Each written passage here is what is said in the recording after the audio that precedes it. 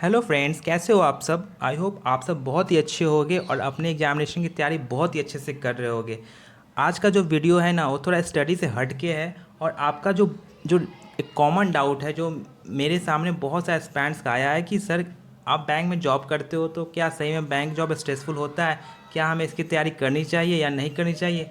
तो सारे चीज़ों पे मैं इस वीडियो में बात करूँगा, क्योंकि आने वाले नेक्स्ट मंथ में आपका आरआरबी का एग्जामिनेशन है, देन आईपीएस पीओ, फिर आईपीएस क्लर्क आएगा। तो आपको भी मोटिवेट रहने का ज़रूरत है और इस वीडियो से मैं बात करूंगा कि क्या सही में बैंक जॉब स्ट्रेसफुल होता है, क्योंकि मैं खुद एक बैंकर हूं। मैं आरआरबी में एज असिस्टेंट मैनेजर वर्क कर रहा हूं, तो मैं इस बात को बहुत ही अच्छे से रख सकता हूं। लेकिन इस वीडियो को स्टार्ट करने से पहले मैं आपको एक चीज़ दिखाना चाहता हूँ। आप देखो, ये मेरा सैलरी है, ठीक ना। सैलरी मेरा है 2-3 मंथ बैक का है, मतलब ये मेरा अप्रैल का सैलरी है। आप ग्रॉस देख सकते हो 61,000 आसपास है और नेट मेरी सैलरी है 56,202। ये सैलरी मैंने क्यों दिखाया, मैं अपने वीडियो में आगे बताऊंगा, ठीक ना। देखो,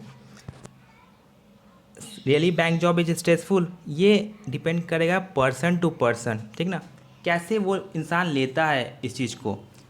सबसे पहली बात है कि आप जॉब का प्रिपरेशन कर रहे हो, ठीक ना।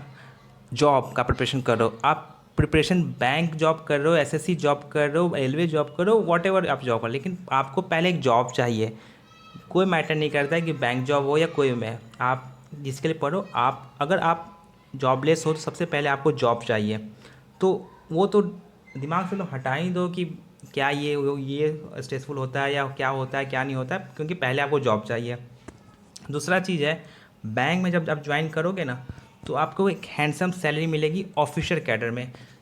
अगर मैं इंश्योरेंस सेक्टर को हटा देता हूँ और अब जाओ जो कुछ सेलेक्टिव जो ऑर्गेनाइजेशन है उसको मैं हटा देता हूँ, तो इनिशियल ज्वाइनिंग पे कोई भी ऑर्गेनाइजेशन आपको 60,000 प्लस के सैलरी नहीं देती है।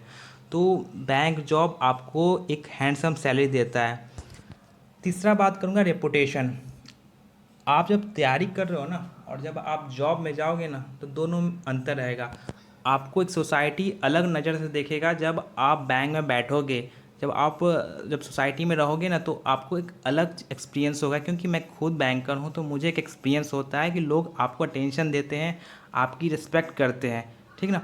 तो ये सब चीज़ आपकी तभी होगी जब आप सिलेक्शन लोगे बैंक में।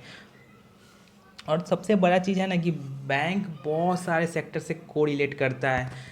आप अदर सेक्टर में रहोगे ना तो सिर्फ उसी चीज़ पे सीखोगे, लिमिटेड रहोगे, लेकिन बैंक जॉब होता है ना कि बहुत सारा सेक्टर कोरिलेट करता है। एग्रीकल्चर सेक्टर हुआ, इंडस्ट्री हुआ, जिस चीज़ में अगर बैंक का क्या होता है, बैंक का बिजनेस बहुत एक्सपेंड करता है, मतलब बहुत सारे लोग आपसे लोन लेने आते हैं, बहुत सारे लोग का अलग अलग प्रोफेशन होता है, तो आप जानते हो, आप खुद सीखते हो।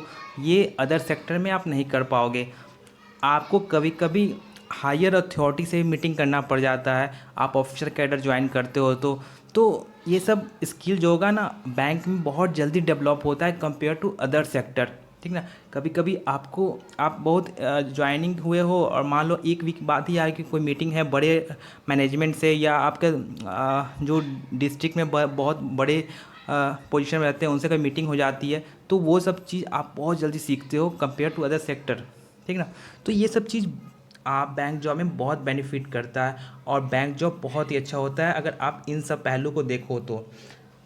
देखो, हर चीज़ का कुछ एडवांटेज होता है तो कुछ डिसएडवांटेज होता है।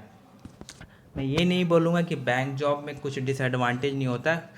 देखो, आप देखो कि कुछ बंदे बहुत चिल रहते हैं, कुछ बंदे बैंकर्स बहुत परेशान रहते हैं। वो क्यों रहते हैं, डिपेंड करता है आप चीज़ों को कैसे लेते हो। डिसएडवांटेज की बात करें, देखो, वर्कलोड तो है, ये हम लोग डिनाई नहीं कर सकते हैं कि बैंक जॉब में वर्कलोड नहीं होता, वर्कलोड होता है। मैं खुद एक आरआरबी में काम करता हूँ, तो मुझे कभी कभी 8 बज जाते हैं घर आने में। पब्लिक सेक्टर का तो बात ही छोड़ दो, वहाँ तो कभी कभी 9-10 बज जाता है, लेकिन सिर्फ बैंक सेक्टर में ही नहीं है। मैं इससे पहले एलआईसी में भी वर्क करता था, एलआईसी में भी 1 बजे तक ऑफिसर रुकते थे। तो ये एक गलत आपका ये अप्रोच है कि बैंक ही में ही रुकते हैं। अदर ऑर्गेनाइजेशन में भी आप ऑफिसर कैडर ज्वाइन करोगे तो आपको वर्क करना पड़ेगा। आप एलआईसी में जाओ, चाहे आप किसी भी बड़े सेक्टर में जाओ, आपको वर्क करना पड़ता है। और मैं खुद LIC में काम कर चुका हूँ, तो मैं भी 1 बजे 1:30 बजे तक रुका हूँ। मैं उस समय असिस्टेंट था, तो मैं ये नहीं कहूँगा, मैं अगर मैं चाहता तो 5 बजे भी निकल सकता था, लेकिन ऑफिसर लोग को वहाँ रुकना पड़ता है। तो ये आप गलत फहमी मत रहो कि बैंक में ही प्रेशर होता है। कभी कभी आपको हॉलीडे में बैंक में बुलाया जाता है, ये बात सच है।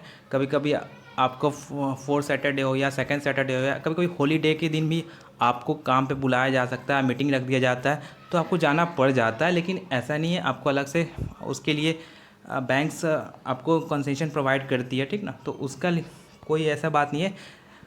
लेकिन हाँ, कभी कभी आपको हॉलीडे में भी काम करना पड़ता है बैंक में।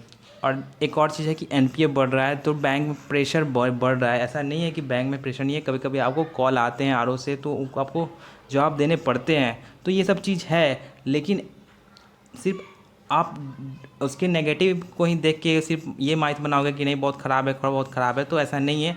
सारे सेक्टर में प्रेशर होता है, डिपेंड करता है कि, क्योंकि मैं इसलिए ये बात बोल रहा हूँ क्योंकि मैं इंश्योरेंस सेक्टर में भी काम किया हूँ, बैंकिंग सेक्टर में भी काम किया हूँ।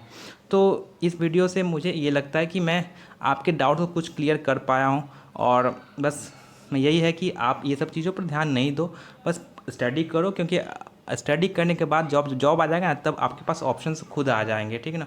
तो बस ये मैं बताने का मकसद था। बाकी मैं क्विज करवाता हूँ टेलीग्राम ग्रुप पे, उसका लिंक मैं डिस्क्रिप्शन में डाल दूँगा, वहाँ से आप लोग मुझसे जुड़ सकते हो।